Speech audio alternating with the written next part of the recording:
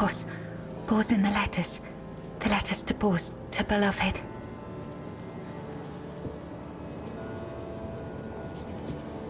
These, all of them, I write. Letters to beloved Bors, I write. I write only letters to Bors, to beloved. Yours, Claire. Sister has a tablet. Once she had it. Once, sister. In Sagremor's arms. Once. Me in Bors' arms. Forever. Yours, Claire. My beloved. My dearest.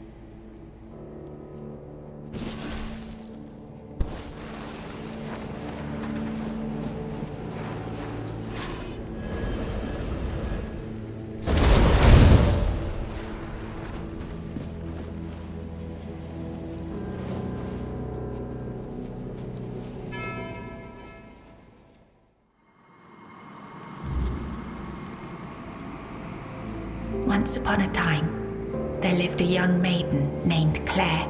She had 2 sisters, and together they resided in a resplendent castle within a land untouched by the cruelty of time. In this unchanging realm, there was neither the sorrow of endings nor the joy of beginnings. No sunrises, no sunsets, and no seasons to mark the days.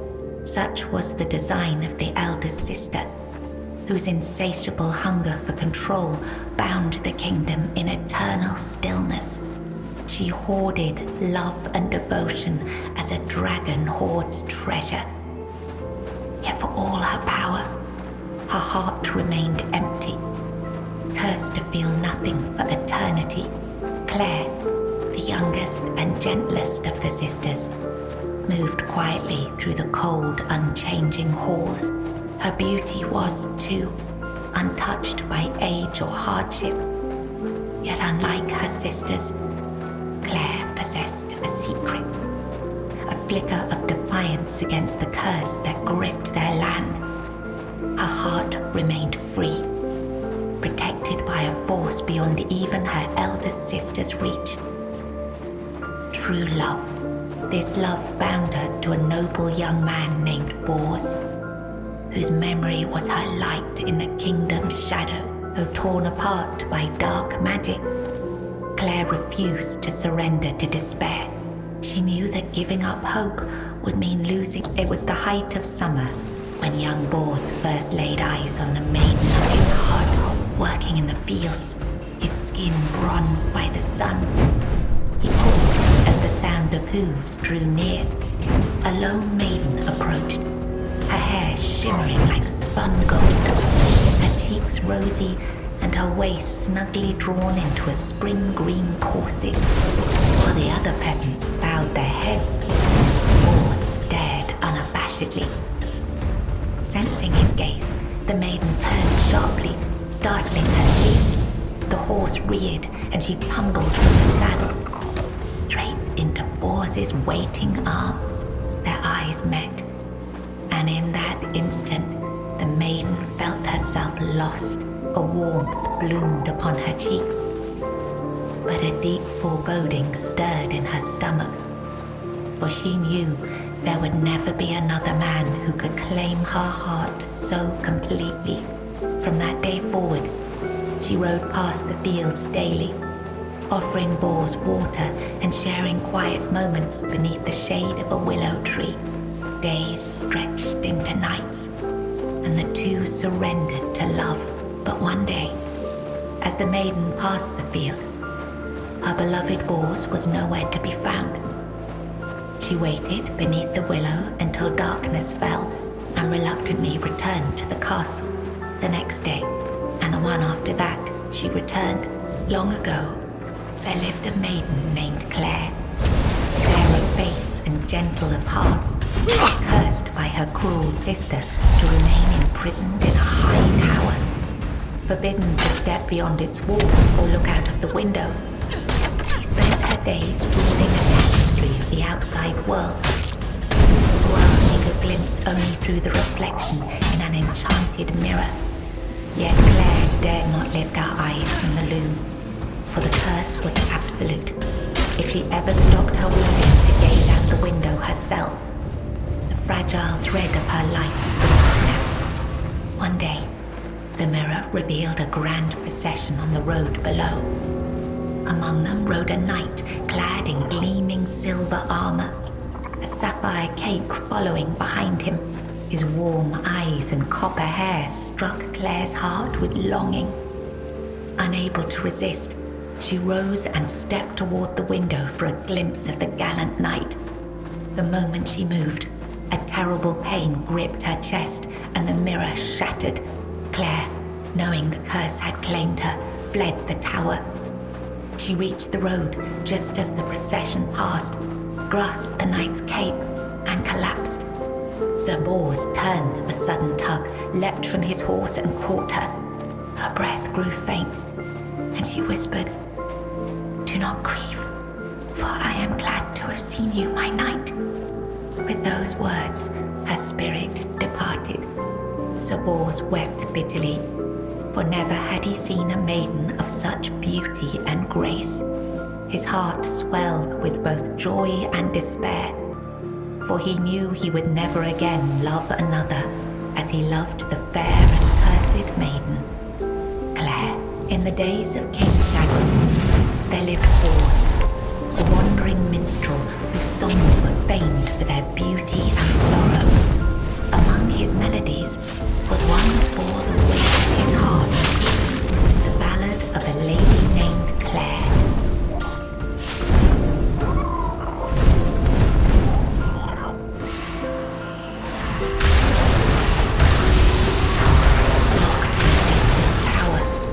Pleas for rescue went unheard. But Bors, who had once sung for her in her father's court and fallen deeply in love, learned of her plight and vowed to save her. He journeyed to the castle where she was held and sang beneath its mist-shrouded walls each night, hoping she might hear him.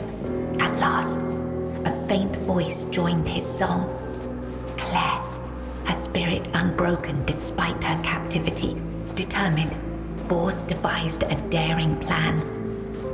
Each evening he sang in the castle hall, lulling the court into an enchanted trance. When the moment was right, he slipped away to free Claire. Together they fled through shadowed halls, hearts pounding with hope. But as they reached the forest edge, disaster struck. The alarm was raised, and the guards gave chase. Armed only with his lute, Bors faced the guards to protect Claire. In the struggle, he was struck down, his body falling beside his broken lute. Claire was dragged back to the castle, her heart forever bound to the minstrel who had died for her.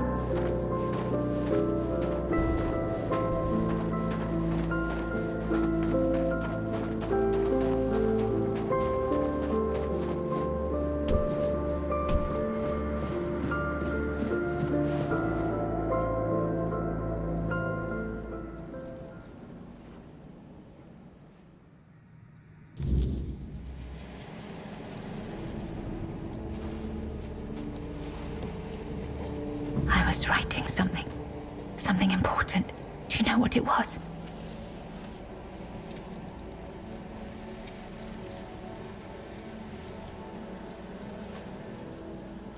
Yes, Bors, my former lover. I have fond memories of him.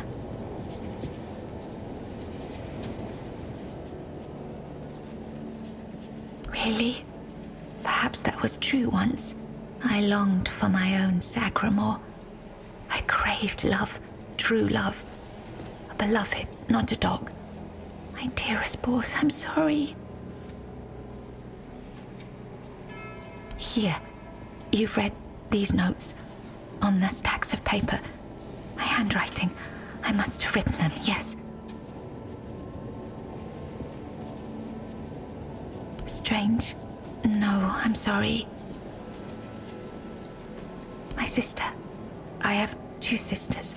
One older and another the eldest. She's the caregiver. She nurtures. She helps. She tries. She wanted Sagremor. She wanted the crown. She has everything except love. She does. She holds the power of the men here. She has everything. She has no desire for love. She wants to rule. Love is not necessary. Power is. Fear is. It's at the very top, above all else. To see everything. To hear everything. Enough. She sees all, hears all. Her arms are long. They're everywhere. Go now, go.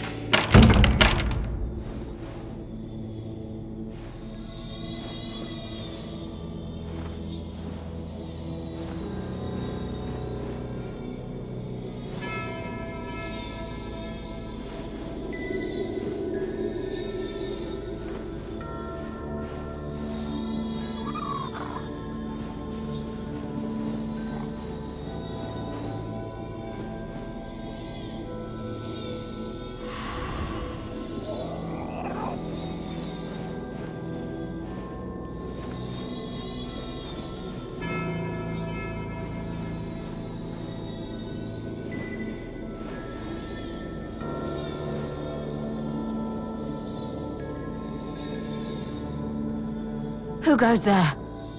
Are you here to see the children? Oh, my sweet babies. I lost them. I lost them all before they even got here. They scattered, poor things, like dandelions in the wind.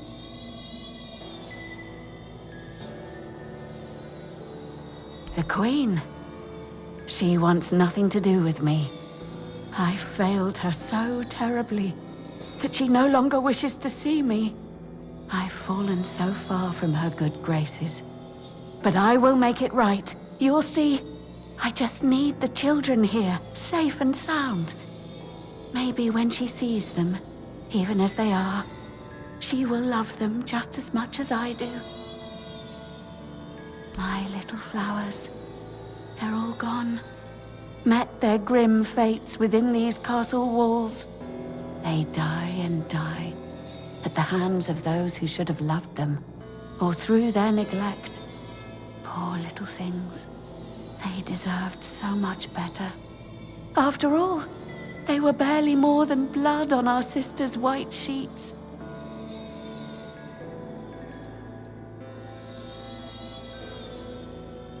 Really? You'd do that? And you won't hurt them, will you? Please, I cannot bear to hear their cries anymore. I need them close, so I can watch over them as I was meant to. If I could keep that one promise I made to my sister, perhaps then I could finally know peace. Let me think. Renaud, the Crown Prince, loved to stand on the balcony, gazing down at the gardens, watching the legacy that will never come to be. Little Noah, covered in blood. His mother would wash him again and again, scrubbing endlessly. It feels like he rarely leaves the bathtub. Oh, and Hugo, such a sweet child, sleeping soundly in his cot. Sleeping and sleeping, always and forever. He has his favorite lullaby.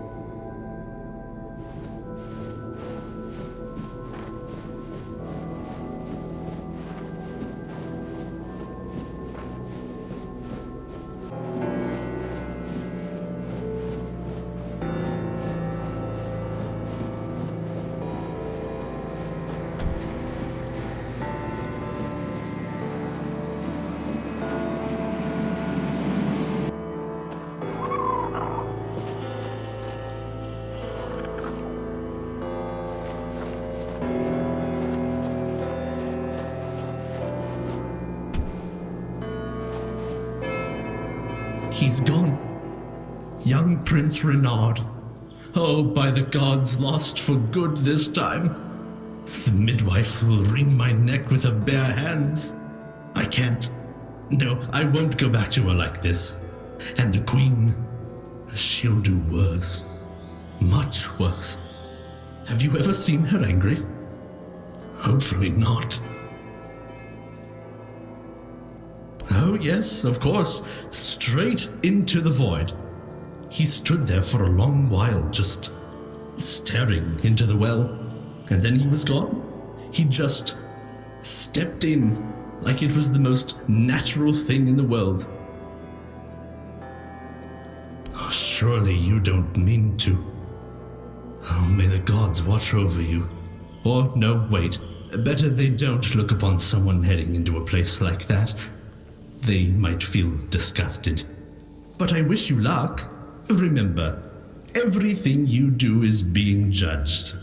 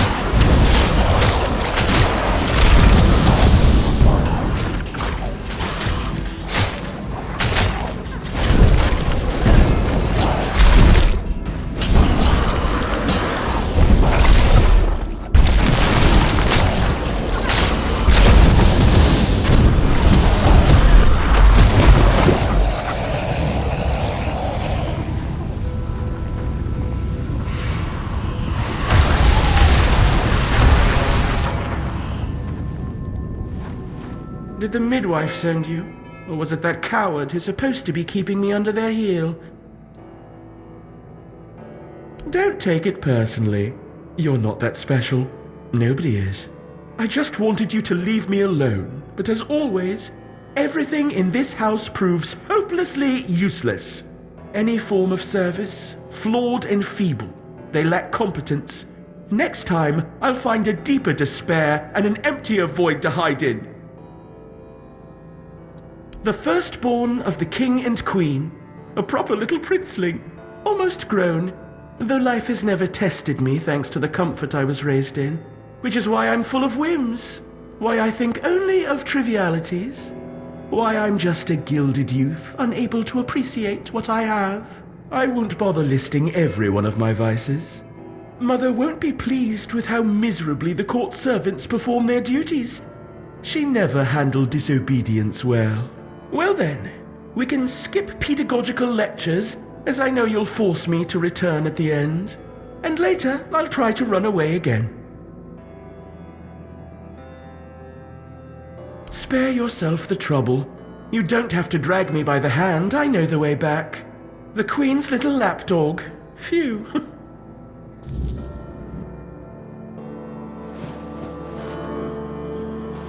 You found the young master. Joy, such great joy. I owe you a debt or two. We simple folk, we must stick together. Here, take this. I hope it serves you well.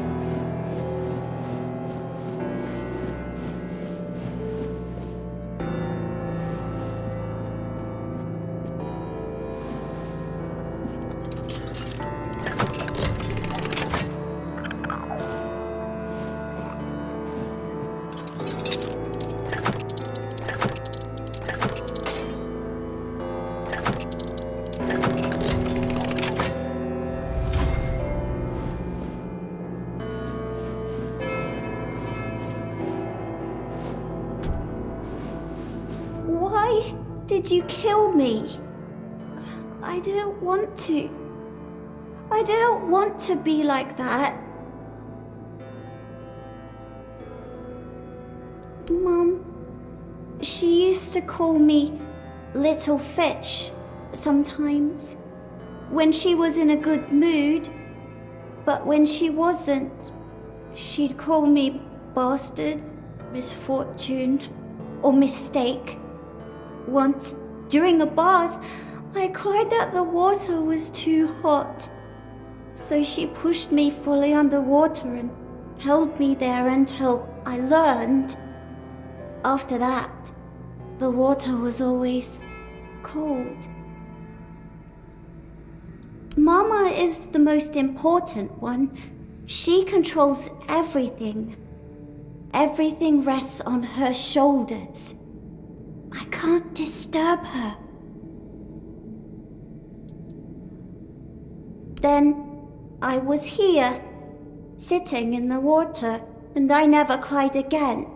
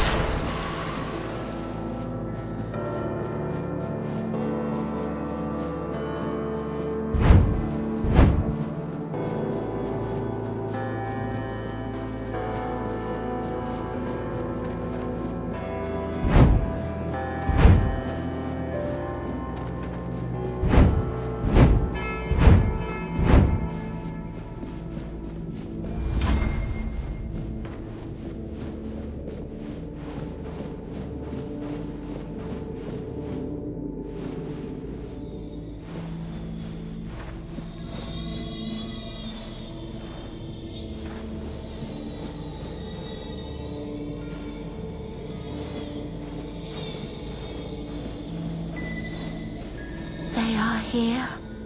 All of them. My sweet little petals.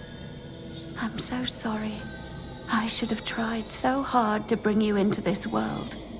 But maybe now we can set you free. You will help us, won't you, stranger? Fate has made a mockery of us all. Our deepest desires have been laid bare, twisted into instruments of our torment. Take these poor little creatures. They have no place in this world, yet they are forced into it and out of it, again and again. But our sister wished for them, and here, her word is the only law.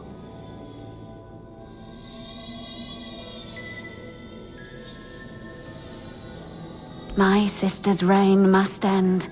It's brought us horror upon horror, all because of her fear and obsession. She thought she could forge fate with power, but she was wrong.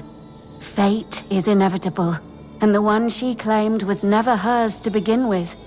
Yet we are the ones who suffer the most.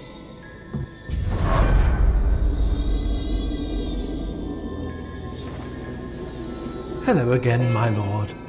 Are you ready for your audience with the king and queen? As you wish. Here is the most precious of all keys. It will open the doors leading to the throne room. Oh, and you might have an occasion to see the royal chapel. Please, don't forget us. Damned for all eternity.